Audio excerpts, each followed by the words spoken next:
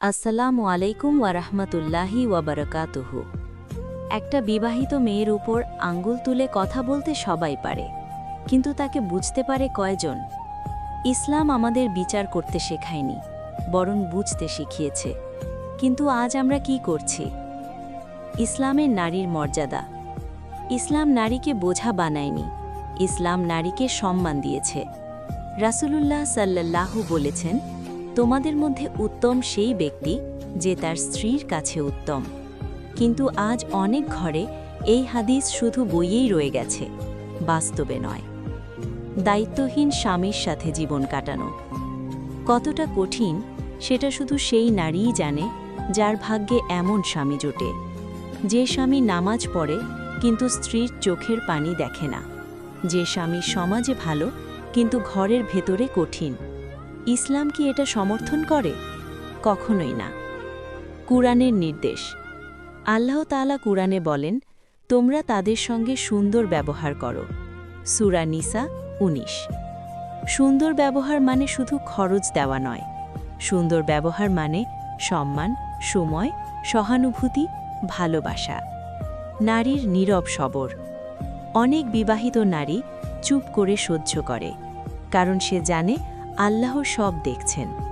সে রাতে জায়নামাজে দাঁড়িয়ে কাঁদে, দিনে আবার হাসি মুখে সংসার চালায়।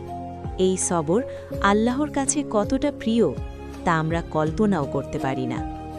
সমাজের ভুল বিচার।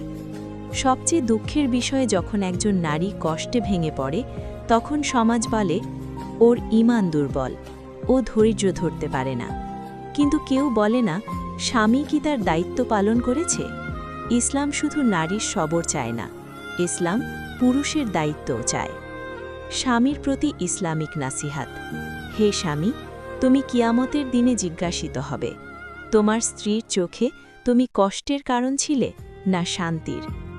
রাসূল সাল্লাল্লাহু কখনো স্ত্রীকে আঘাত করেননি, কখনো অসম্মান করেননি।